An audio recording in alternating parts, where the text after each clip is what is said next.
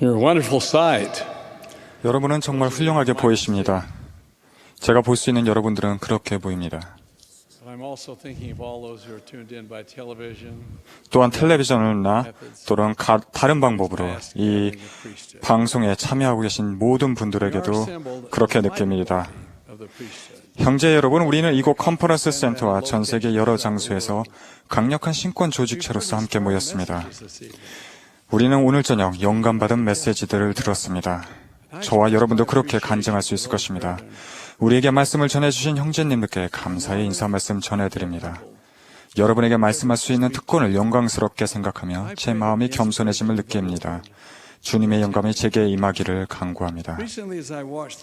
저는 최근에 뉴스를 보면서 텔레비전에서 보도되는 비극들 모두가 한 가지 감정, 곧 분노로 귀착된다는 점에서 많은 주요 내용들이 본질적으로 비슷하다는 것을 깨달았습니다.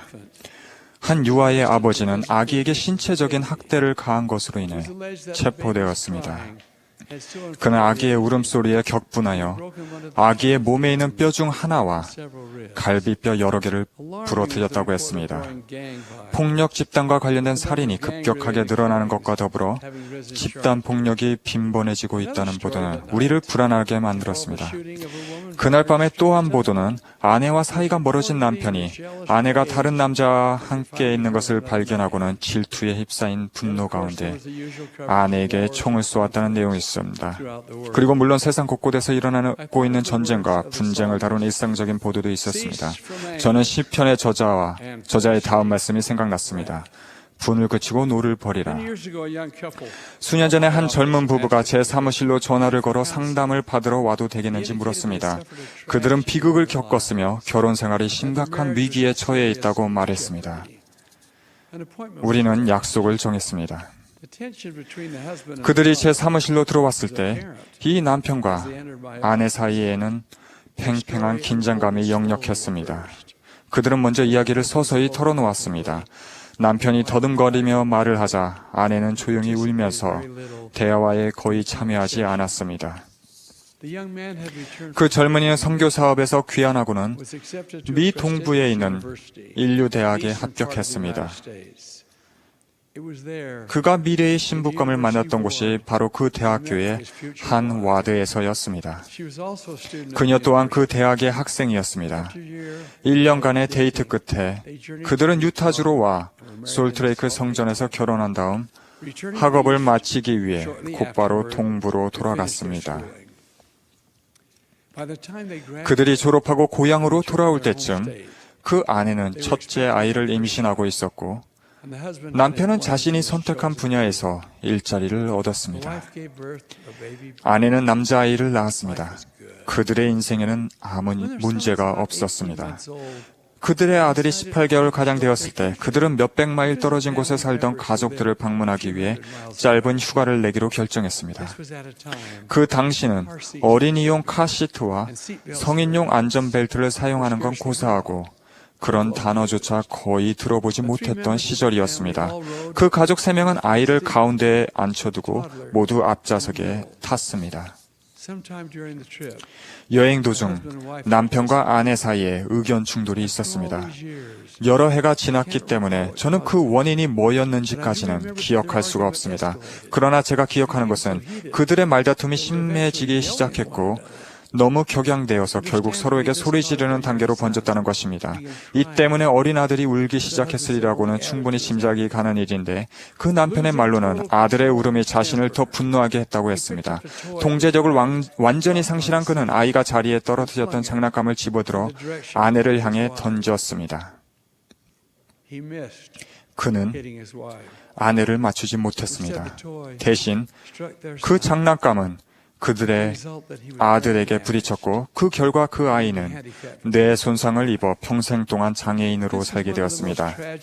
이것은 제가 들었던 그 어떤 상황보다도 가장 비극적인 상황 중 하나였습니다. 저는 그들을 상담하며 용기를 북돋아 주었습니다. 우리는 헌신과 책임, 인정과 용서에 대해 이야기했습니다. 그 가족에게 다시금 필요한 애정과 존경에 대해서 이야기했습니다. 경전으로부터 위안의 말씀을 읽었으며 함께 기도했습니다. 그날 이후 저는 그들로부터 소식을 듣지는 못했지만 그들이 제 사무실을 떠날 때는 눈물 속에서 미소 짓고 있었습니다.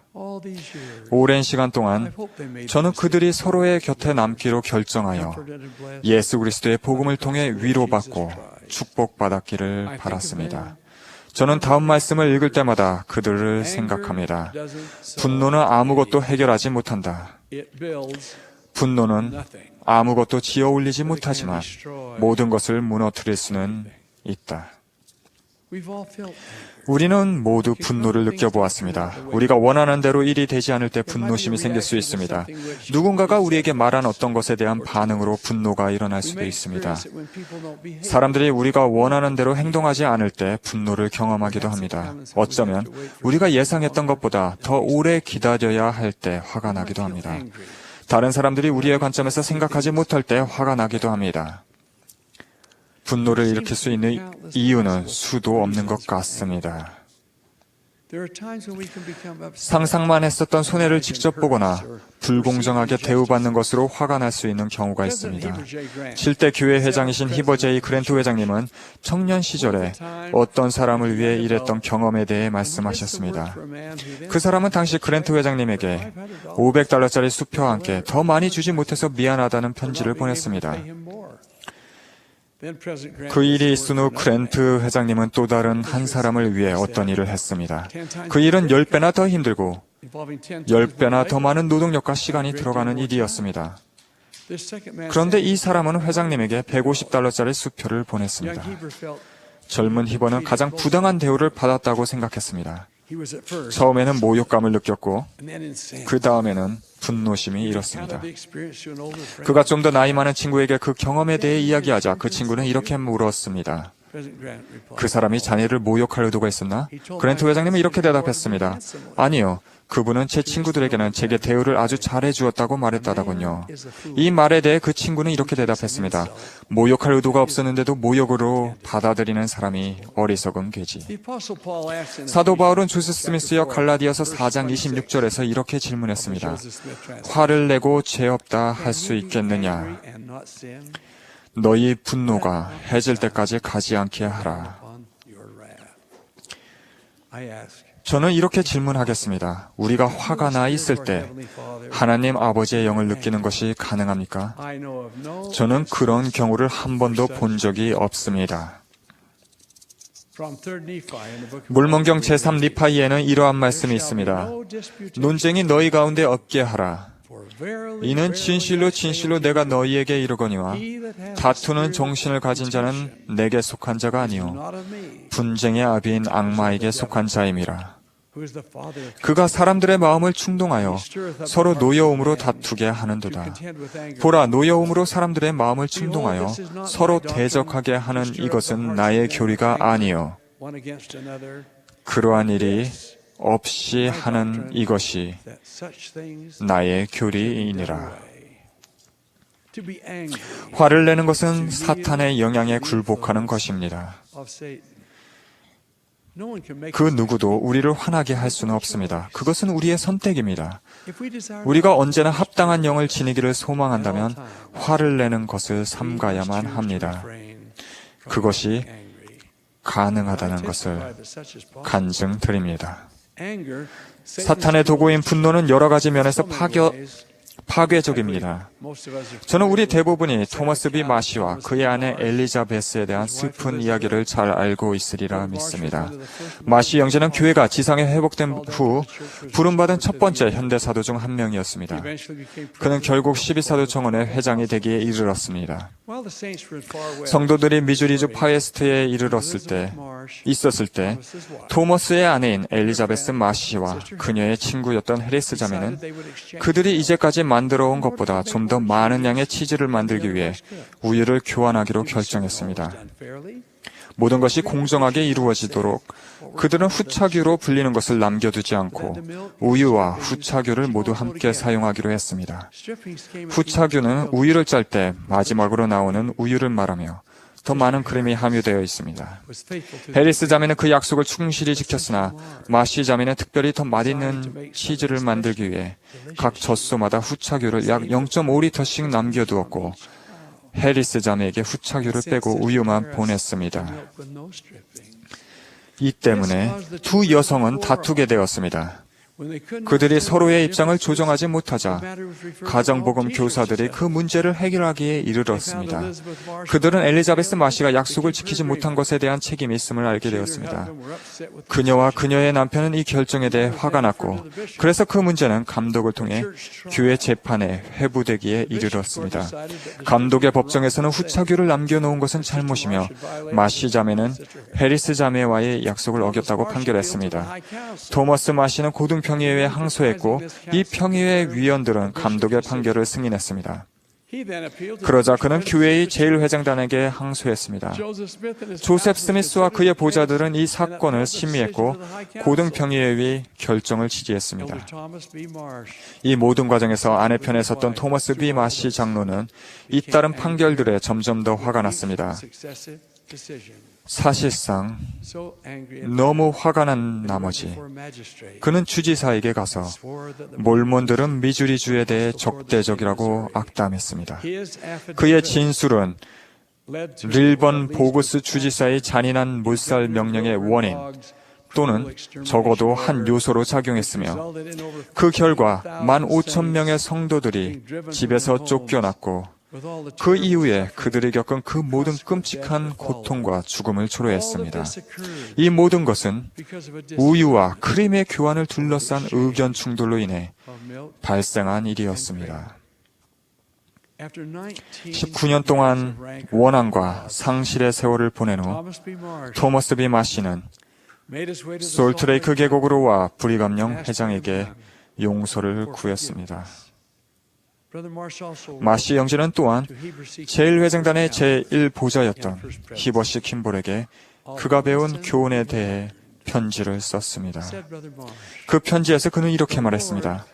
주님께서는 저 없이도 이 사업을 진척시킬 수 있었습니다.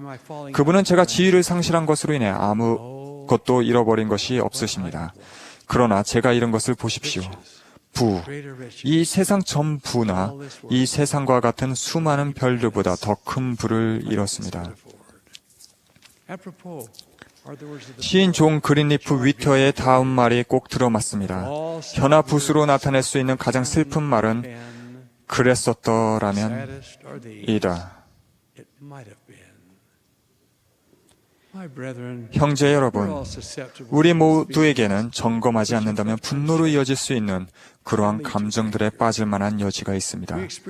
우리는 불쾌감이나 짜증 또는 적대감을 경험하는데 우리가 그렇게 하기로 선택한다면 우리는 통제력을 상실하고 다른 사람들에게 화를 내게 됩니다. 공교롭게도 그 다른 사람들은 종종 우리 가족들, 즉 우리가 가장 사랑하는 사람들이라는 것입니다. 수년 전에 저는 신문에 난 다음과 같은 연합통신 급보를 읽었습니다. 한 노인이 그의 형제의 장례식에서 이렇게 털어놓았다.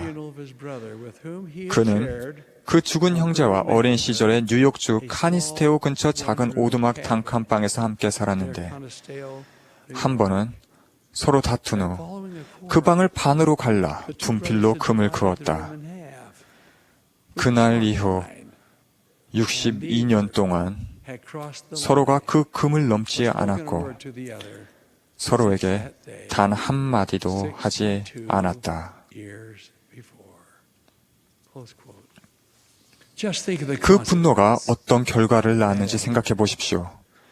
이 얼마나 큰 비극입니까? 분노를 삼가고 독설적이며 상처가 되는 말을 하고 싶은 유혹을 받을 때 그 말을 내뱉지 않기 위한 그런 결정을 내려야 하는 매 순간마다 이성적인 결정을 내리기를 바랍니다. 저는 20세기 초에 12사도 정원회와 제1회장단에서 봉사하신 찰스 W. 펜로즈 장로님이 쓴 찬송가 가사를 아주 좋아합니다.